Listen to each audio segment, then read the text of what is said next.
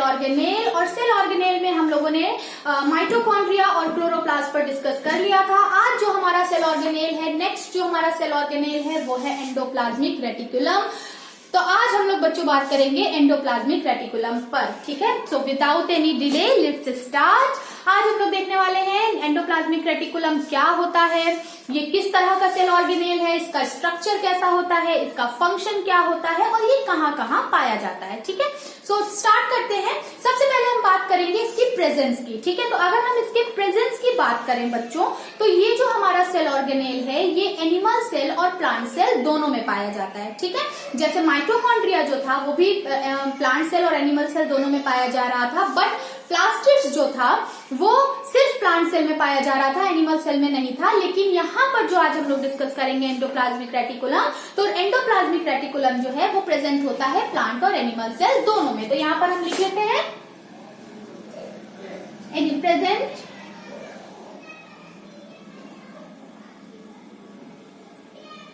Present in both animal and plant cell, ठीक, याद रहेगा। एनिमल सेल और प्लांट सेल दोनों में प्रेजेंट होता है क्योंकि इसका बहुत ही यूनिक तरह का फंक्शन होता है। अब अगर हम इसकी डिस्कवरी की बात करें बच्चों, तो हमको मतलब हमने सेल तो देख ली, सेल के अंदर जो अलग अलग सेल ऑर्गेनेल थे सारी सब कुछ हमको रॉबर्ट हुक ने थोड़ी ना बता दिया था। रॉबर्ट हुक ने तो सिर्फ हमको बताया था कि सेल जो है वो इस तरह का, कोई कॉर्क हम जब देखते हैं तो हमें इस तरह के कॉलम लाइक स्ट्रक्चर दिखाई देते हैं। लेकिन बाद में जैसे जैसे टेक्नोलॉजी आती गई, जैसे जैसे हमारे पास माइक्रोस्कोप डिफरेंट टाइप्स के आते गए, उस तरह उसके बाद हम लोगों ने अलग अलग सेल ऑर्गेनेल्स को डिस्कवर किया। तो इसकी डिस्कवरी जो थी, एंडोप्लाज्मिक रेटिकुलम की जो डिस्कवरी थी वो किया था दो साइंटिस्टों ने मिलकर, ठीक है। सॉरी, दो साइंटिस्ट ने मिलकर, ठीक है। डिस्कवर्ड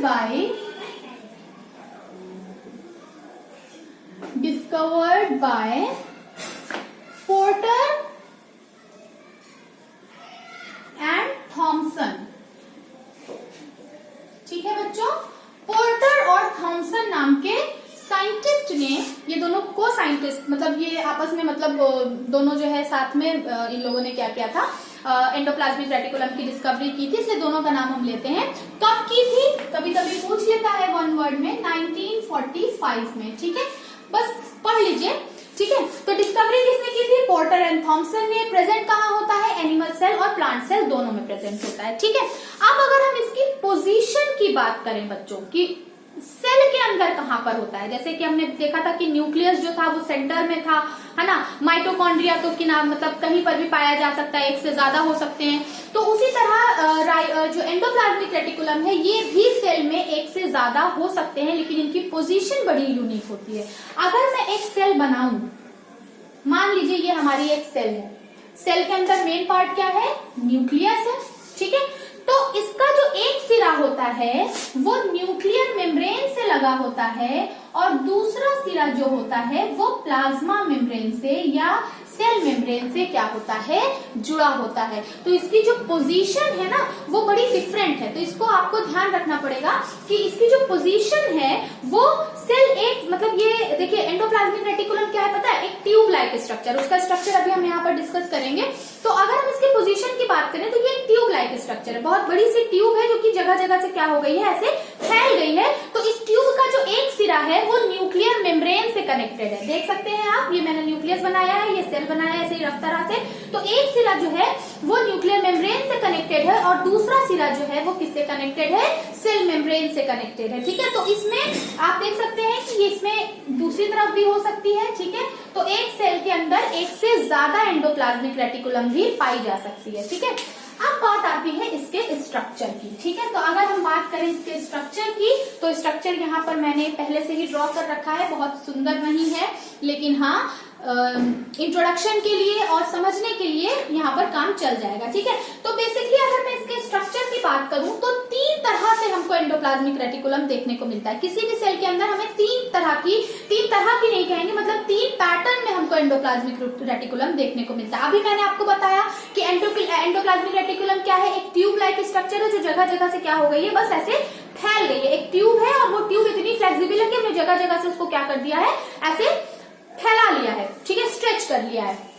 तो आप देख सकते हैं यहाँ मैंने बनाया है न्यूक्लियस, ठीक है, क्योंकि मैंने अभी आपको बताया एक सिरा इसका किससे कनेक्टेड होता है, न्यूक्लियस से कनेक्टेड होता है। तो यहाँ पर हमारा टॉपिक आज न्यूक्लियस तो है नहीं, न्यूक्लियस पर आप डिस्कस कर चुके हैं, तो न्यूक्लियस को बहुत ज्यादा एलैबोरेट करने की जरूरत नहीं थी। आप बस समझ लीजिए कि ये जो मैंने एक सर्किल बनाया है ये न्यूक्लियस है, यहाँ मैं लिख देती हूँ, ठीक है, ये न्यूक्लियस है। न्यूक्लियस की जो न्यूक्लियर मेम्ब्रेन है इससे कनेक्टेड है हमारी एंडोप्लाज्मिक रेटिकुलम, और जो नीचे का पोर्शन है, ये जो नीचे का पोर्शन है ये किससे कनेक्टेड होगा, हमारे सेल मेम्ब्रेन से कनेक्टेड होगा, ठीक है। ये मैंने क्या बना दिया, ये मैंने बना दिया सेल मेम्ब्रेन, चलिए समझने के लिए, ठीक है, सेल मेम्ब्रेन, ठीक है।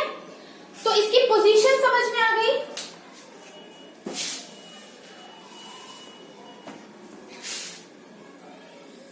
इसकी पोजीशन समझ में आ गई कि कहां पर है, ये क्या बना दिया मैंने, सेल मेम्ब्रेन,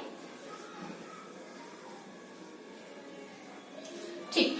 तो देखिए अब यहाँ पर मैंने आपको बताया 3 पैटर्न में पाई जाती है, ठीक है। तो ये जो ट्यूब लाइक स्ट्रक्चर आपको दिख रहा है यहाँ पर, ये दिख रहा है ना, ये आपको ट्यूब लाइक स्ट्रक्चर, ये ऐसे आपको ऐसा लग रहा होगा ना, तो ऐसे कई सारी ऐसे ट्यूब्स हमने खड़ी कर दी हैं। तो ये जो ट्यूब लाइक स्ट्रक्चर देख रहे हैं ये कहलाता है ट्यूब्यूल्स, क्या कहलाता है, ट्यूब्यूल्स कहलाता है, ठीक है।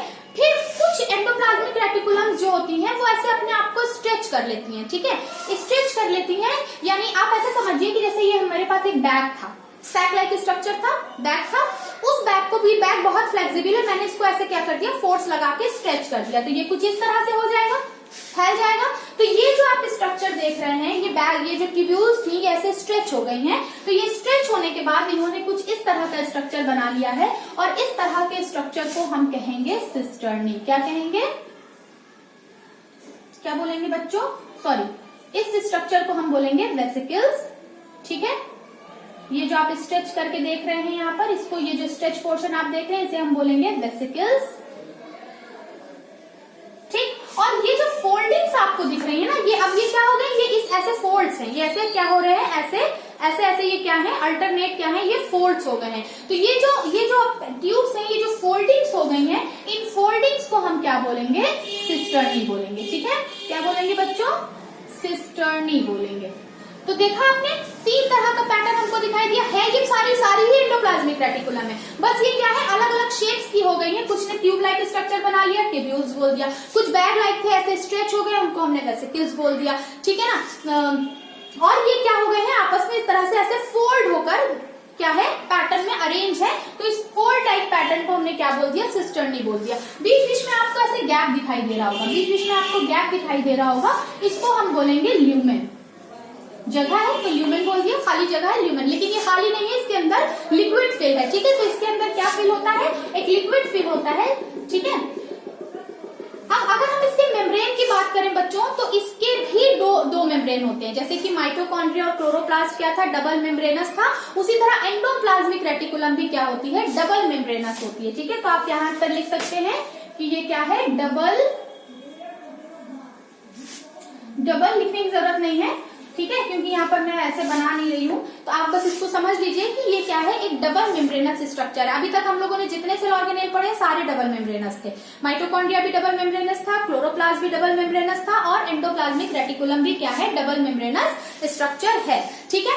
अगर हम इसके स्ट्रक्चर की बात, पोजीशन की बात करें, तो न्यूक्लियर मेम्ब्रेन और सेल मेम्ब्रेन से क्या होता है, ये कनेक्टेड होता है, 3 पैटर्न में है, कुछ ने ट्यूब लाइक स्ट्रक्चर बना लिया है, कुछ ने अपने आप को स्ट्रेच कर, ट्यूब लाइक स्ट्रक्चर को हम ट्यूब्यूल्स बोल देंगे, और जिन्होंने स्ट्रेच कर लिया है अपने आप को वो वेसिकल्स हो गई, और ये ऐसे क्या है, फोल्डेड पोर्शन है, तो ये फोल्डेड पोर्शन जो होते हैं उनको हम सिस्टर्नी कहते हैं, बीच बीच में खाली जगह है जिसे हम ल्यूमेन कहते हैं, ठीक है। चलिए आगे बढ़ते हैं। अब अगर हम इसको और डीप स्टडी करें, अगर आप इसको ध्यान से देखें, तो कुछ पोर्शन आपको डॉटेड दिख रहा है और कुछ पोर्शन आपको स्मूथ दिख रहा है, नॉन डॉटेड दिख रहा है, तो इनके ऊपर कुछ प्रेजेंट है, कुछ पार्टिकल प्रेजेंट है। इन पार्टिकल के प्रेजेंस और एब्सेंट के बेसिस पर हमने एंडोप्लाज्मिक रेटिकुलम को क्या कर लिया है, 2 पार्ट में कैटेगराइज कर लिया है, ठीक है। 2 पार्ट में हमने इस एंडोप्लाज्मिक रेटिकुलम को क्या कर लिया है, कैटेगराइज कर लिया है, और पहला पार्ट जो है वो हमारा वो कहलाएगा rough endoplasmic reticulum, RER, short form में लिख दूं, चलेगा। चलिए, रफ एंडोप्लाज्मिक रेटिकुलम को हम शॉर्ट फॉर्म में ER ही बोलते हैं, और दूसरा जो इसका पैटर्न है वो है स्मूथ एंडोप्लाज्मिक रेटिकुलम, SER, ठीक है, स्मूथ एंडोप्लाज्मिक रेटिकुलम। तो आप देख सकते हैं कि यहाँ पर कुछ डॉटेड है, जो डॉटेड है उसको छूने पर थोड़ा सा खुरदुरा सा आपको टेक्सचर लगेगा, तो जो रफ है, जो खुरदुरा है, उसको हमने बोल दिया रफ एंडोप्लाज्मिक रेटिकुलम, और जो चिकना है, यहाँ पर आप देख सकते हैं बहुत सारी एंडोप्लाज्मिक रेटिकुलम जिनके ऊपर किसी तरह का कोई पार्टिकल नहीं है, वो क्या है, स्मूथ एंडोप्लाज्मिक रेटिकुलम है। तो अब जिस पार्टिकल की मैं बात कर रही हूँ वो पार्टिकल है क्या, वो पार्टिकल है राइबोसोम, ठीक है, कोई और पार्टिकल की बात नहीं हो रही है, राइबोसोम की बात हो रही है। तो राइबोसोम अगर इनके ऊपर प्रेजेंट है, आप देख लीजिए ये जो पार्टिकल है, इस पार्टिकल को हम क्या बोल रहे हैं, राइबोसोम। ये राइबोसोम, और हम पहली वीडियो में भी, अपनी पुरानी वीडियोस में भी डिस्कस कर चुके हैं, राइबोसोम क्या है, प्रोटीन की फैक्ट्री है, प्रोटीन बना रहा है, ठीक है। तो रफ एंडोप्लाज्मिक रेटिकुलम के ऊपर अगर जाकर राइबोसोम बैठ गया है, तो यानी कि हम कह सकते हैं रफ एंडोप्लाज्मिक रेटिकुलम भी क्या कर रहा है, प्रोटीन सिंथेसिस में क्या कर रहा है, मदद कर रहा है, ठीक है।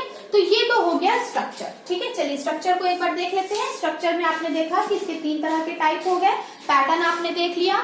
पार्टिकल के बेसिस पर, यानी राइबोसोम के प्रेजेंस और एब्सेंस के बेसिस पर हमारी एंडोप्लाज्मिक रेटिकुलम 2 टाइप की है, RER यानी रफ एंडोप्लाज्मिक रेटिकुलम, और SER यानी स्मूथ एंडोप्लाज्मिक रेटिकुलम, ठीक है। तो यहाँ पर बात हो गई स्ट्रक्चर की, अब हम लोग बात करेंगे फंक्शन की, ठीक है। तो अगर बच्चों हम इसके फंक्शन की बात करें तो कुछ मैं मिटा दूं, चलेगा, चलिए इसको ये मिटा देते हैं। देखिए इसका फंक्शन जो है ना, ये थोड़ा यूनिक है। अब देखिए रफ एंडोप्लाज्मिक रेटिकुलम क्या कर रहा है, रफ एंडोप्लाज्मिक रफ क्यों है, क्योंकि इसके ऊपर राइबोसोम है, ठीक है। तो राइबोसोम है तो ये क्या करेगा, प्रोटीन सिंथेसिस करेगा। तो रफ एंडोप्लाज्मिक रेटिकुलम जो है वो प्रोटीन सिंथेसिस में क्या कर रहा है, मदद कर रहा है, प्रोटीन सिंथेसिस में हेल्प कर रहा है, ठीक। तो स्मूथ एंडोप्लाज्मिक रेटिकुलम क्या है, जिसके ऊपर राइबोसोम नहीं, वो कैसे खाली बैठा रहेगा, नहीं वो खाली नहीं बैठा रहेगा, वो भी काम करेगा, ठीक है। क्योंकि यहाँ पर जो भी आएगा सबको काम करना पड़ेगा, आपको भी काम करना पड़ेगा, हमें भी करना पड़ेगा, ठीक है। तो यहाँ पर स्मूथ एंडोप्लाज्मिक रेटिकुलम भी क्या कर रहा है, काम कर रहा है। क्या काम कर रहा है, फैट और लिपिड के मॉलिक्यूल्स को क्या कर रहा है, जनरेट कर रहा है। तो ये क्या कर रहा है,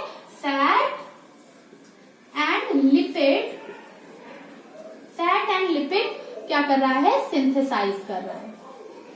यानी सेल अपने से खुद से ही फैट और लिपिड को सिंथेसाइज कर लेती है जहां पर जरूरत होती है, ठीक है। तो ये जो प्रोटीन है और ये जो फैट और लिपिड के पार्टिकल हैं जो एंडोप्लाज्मिक रेटिकुलम सिंथेसाइज कर रही है, ये सेल में ही यूज हो जाते हैं डिफरेंट वर्क में, ठीक है। कौन से वर्क में वो भी अभी हम लोग बात करेंगे, ठीक है।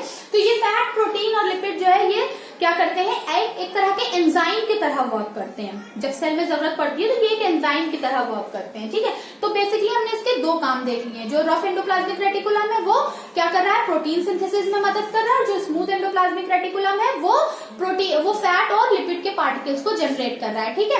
रफ एंडोप्लाज्मिक रेटिकुलम कौन है, जिनके ऊपर राइबोसोम है, और स्मूथ एंडोप्लाज्मिक रेटिकुलम कौन है, जिनके ऊपर राइबोसोम्स नहीं है, ठीक है। समझ में आ गया। बढ़ते हैं नेक्स्ट इसका फंक्शन। ये अभी हम लोग क्या डिस्कस कर रहे हैं बच्चों, हम लोग डिस्कस कर रहे हैं फंक्शन, ठीक है। चलिए नेक्स्ट इसका जो फंक्शन है ये क्या करता है, एक फ्रेमवर्क बना रहा है, ठीक है। क्या बना रहा है, एक तरह का फ्रेमवर्क बना रहा है।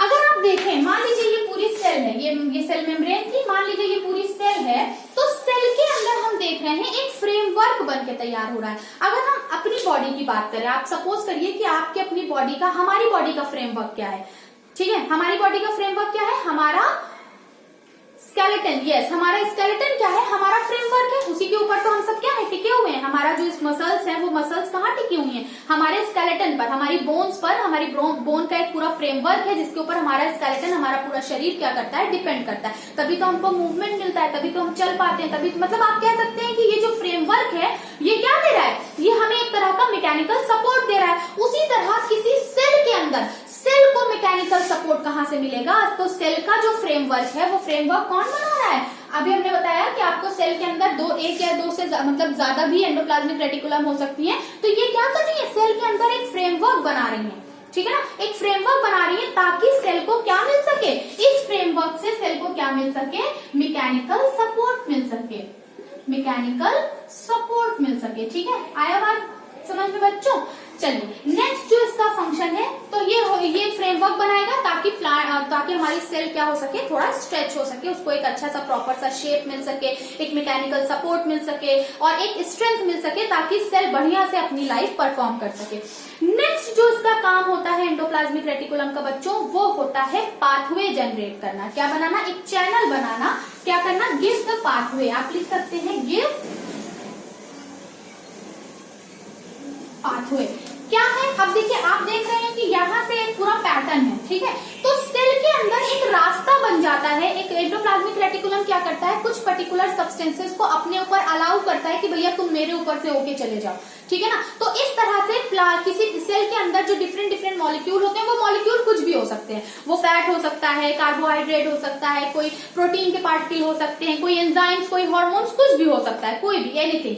तो कुछ भी, कोई भी पार्टिकल जो होता है, जिसको सेल के अंदर क्या करना होता है, एक जगह से दूसरी जगह जाना होता है, या मान लीजिए साइटोप्लाज्म से निकल के न्यूक्लियस तक जाना है, या न्यूक्लियस से निकल के बाहर आना है, तो एक रास्ता होना चाहिए ना। तो एंडोप्लाज्मिक रेटिकुलम कहते हैं भैया मेरे ऊपर से चले जाओ, यही तुम्हारी पटरी है, इसी के ऊपर से। जैसे आपने देखा होगा ना, ट्रेन होती है, ट्रेन क्या होती है, ट्रैक पर चलती है। तो उसी तरह ये क्या कर रहा है, एक रास्ता बना रहा है, ट्रैक बना रहा है, ताकि उसके ऊपर से होकर कोई भी मॉलिक्यूल्स आ जा सके। तो ये एक तरह का चैनल प्रोवाइड कर रहा है ना। फॉर एग्जाम्पल, हमें छत है हमारी, हमें छत पर जाना है, तो हम क्या करते हैं, स्टेयर्स बनाते हैं, सीढ़ियां बनाते हैं। सीढ़ी कहती है ना मेरे ऊपर से चढ़ के चले जाओ। तो ये क्या कर रहा है, ये भी एक तरह की सीढ़ी का ही काम कर रहा है। ये क्या कर रहा है, डिफरेंट डिफरेंट मॉलिक्यूल्स को ये रास्ता दे रहा है, एक पाथवे दे रहा है, चैनल बना रहा है कि भैया यहाँ से होकर तुम चले जाओ, ठीक है। तो ये एक इसका ये एक काम हो गया। और एक इसका फोर्थ जो फंक्शन होता है, वो बहुत ही इंपॉर्टेंट फंक्शन है, जो कि होता है प्रोड्यूस। आप लिख सकते हैं प्रोड्यूस मेम्ब्रेन बायोजेनेसिस, ठीक है। हम लिख सकते हैं इसका जो नेक्स्ट हमारा फंक्शन है, वो है मेम्ब्रेन बायोजेनेसिस। ये बहुत यूनिक सा काम है, ठीक है। मेम्ब्रेन बायोजेनेसिस क्या है? अब देखिए, जेनेसिस मत बायोजेनेसिस, जेनेसिस माने क्या होता है पहले समझिए। जेनेसिस माने क्या होता है, जनरेट करना, फॉर्म करना, टू फॉर्म, है ना, या टू जनरेट, किसी चीज को बनाना। बायोजेनेसिस, बायो यानी लिविंग, है ना। तो हमारे सेल के अंदर जो सबसे इंपॉर्टेंट और सबसे लिविंग क्या है, सेल मेम्ब्रेन है ना। तो और ये किसकी बात हो रही है, मेम्ब्रेन बायोजेनेसिस, यानी मेम्ब्रेन को, लिविंग मेम्ब्रेन कौन सी है, देखिए होती तो मेम्ब्रेन सेल वॉल भी है ना, लेकिन हम यहाँ पर बायोजेनेसिस की बात हो रही है, यानी लिविंग मेम्ब्रेन की बात हो रही है। तो लिविंग मेम्ब्रेन कौन सी होती है, लिविंग मेम्ब्रेन होती है सेल मेम्ब्रेन, ठीक है। तो जब कभी भी सेल हमारी डिवाइड हो रही होती है, सेल को जब डिवाइड होना होता है, तो डिवाइड होगी तो क्या होगी, नई सेल बनेगी। नई सेल में सबसे पहले क्या चाहिए हमको, सबसे आउटर क्या चाहिए, सेल मेम्ब्रेन चाहिए। सेल मेम्ब्रेन क्या होती है, लिविंग होती है। तो सेल डिवीजन के वक्त जो नई सेल्स बनती हैं, उनको बनाने का काम कौन करता है, एंडोप्लाज्मिक रेटिकुलम करता है। इसलिए हम कह सकते हैं कि मेम्ब्रेन बायोजेनेसिस का काम भी कौन कर रहा है, एंडोप्लाज्मिक रेटिकुलम कर रहा है। तो देखा कितना इंपॉर्टेंट सेल ऑर्गेनेल है ये। बेचारा ये बैठा हुआ है चुपचाप, एक सिरा इसका कहाँ लगा हुआ है, न्यूक्लियर मेम्ब्रेन में, दूसरा सिरा कहाँ लगा हुआ है इसका, सेल मेम्ब्रेन में। ये एक तो रास्ता प्रोवाइड कर रहा है, चैनल प्रोवाइड कर रहा है, साथ ही साथ मैकेनिकल सपोर्ट भी दे रहा है। सेल डिवीजन के वक्त ये क्या कर रहा है, सेल मेम्ब्रेन बनाने का भी काम कर रहा है, और साथ ही साथ ये प्रोटीन सिंथेसिस भी कर रही है। रफ एंडोप्लाज्मिक रेटिकुलम और स्मूथ एंडोप्लाज्मिक रेटिकुलम इसका फैट और लिपिड का भी फॉर्मेशन कर रही है। तो इस तरह से हमने देखा कि एक एंडोप्लाज्मिक रेटिकुलम एक सेल के अंदर कैसी दिखती है और क्या क्या काम करती है। आई होप कि आपको एंडोप्लाज्मिक रेटिकुलम समझ आया होगा। मैं यहाँ पर बात करने वाली हूँ अब नेक्स्ट सेल ऑर्गेनेल की, जो कि है हमारा वैक्यूल। और भी सेल ऑर्गेनेल्स हमारे बचे हुए हैं, लाइसोसोम है, राइबोसोम है, गोल्जी बॉडी है, उन सब पर हम बात करेंगे नेक्स्ट वीडियो में, ठीक है। Thank you.